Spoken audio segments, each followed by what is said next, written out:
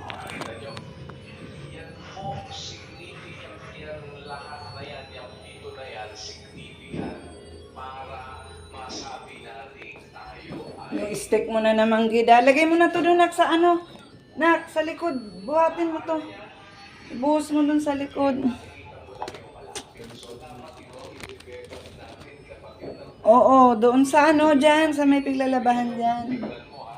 Bigyan kita ng sample. Hindi tatagdag mo sa mabuta, tatagdag mo sa kagalingan, kaalaman.